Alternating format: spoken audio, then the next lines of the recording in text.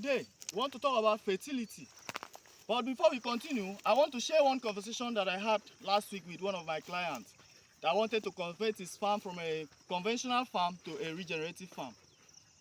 So after talking to him about all the benefits that is going to derive from changing from a conventional farm to a regenerative farm, this my client asked me one question that I want to share with you today. So the question that he asked me was this: But if you said I should stop using chemicals on my farm, what will I use in fertilizing my farm? So after listening to him, I told him three things which I also want to share with you today. You know, we farmers, we are always concerned about what we are going to get from our farm, neglecting the lives on our soil. Not knowing that what the lives on our soil determine what we are going to get from our farm. So in today's video, I'm going to share three things. There are many, but I'm only going to share three things that you can do to bring back life in your farm so that you can have a better yield at the end of the day. Number one is composting. So composting is like using waste to bring life to your farm. So we have wood manure, animal dung, wood shavings, grasses, and crops that you can cut and allow them to decompose for a long time so that you can use it as compost on your farm. That is number one. Number two, you can also make use of mulching. Like if you look at this farm that I'm standing here closely, you see the grasses here that we allowed to remain.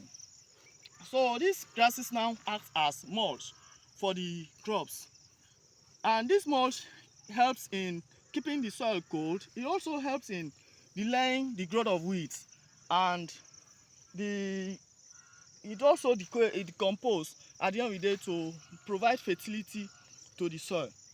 But the last and the most important one that I'm going to share with you today is compost tea. The reason why we're calling it this compost tea is just like the normal tea that we drink, because it's made up of water and compost.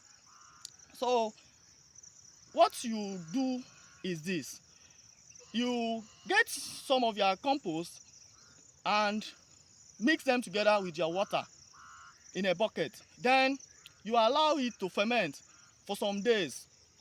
Sometimes it can take up to 48 hours or to 72 hours for the fermentation process to complete. What you are doing in this process is just to grow the beneficial microorganisms that you now take to your farm and apply to your farm for them to help your plant to absorb nutrients from the soil. So how do you do this? When you add this water to your compost, you will now add what we call molasses or energy source, carbon source, to the mixture, so that the beneficial microorganisms that are there can see what to eat and see what to use in reproducing and multiplying. So at the end of the day, you will now have a mixture that composes of beneficial microorganisms and all the nutrients that your soil will need. So you now use them in applying to your farm.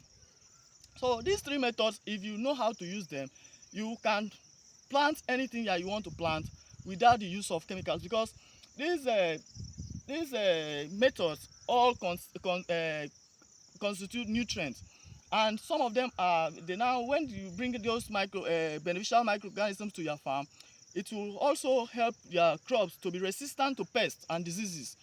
So I recommend this compost tea most importantly because it's very easy to produce and it is fastest. If you want to try composting, it's going to take days and sometimes it may take months before it's ready for you to use. Mulching, as you can see on this farm, apart from it providing shade to the soil and also making everything to be good in the soil, it also takes time for everything to decompose and turn to fertility for the farm and provide fertility to the farm. So, but this compost tea will not take you that long. Within 72 hours, you should be able to have everything that you need.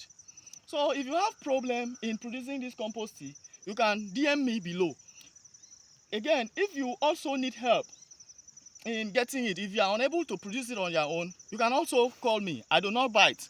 So the most important thing is that you must first of all ensure that there are lives on the soil that you are planting your crops, so that those lives on the soil can help your plant to yield more, and also help you in saving lots of money from buying also all of these chemicals. So until next time, is bye for now. Bye.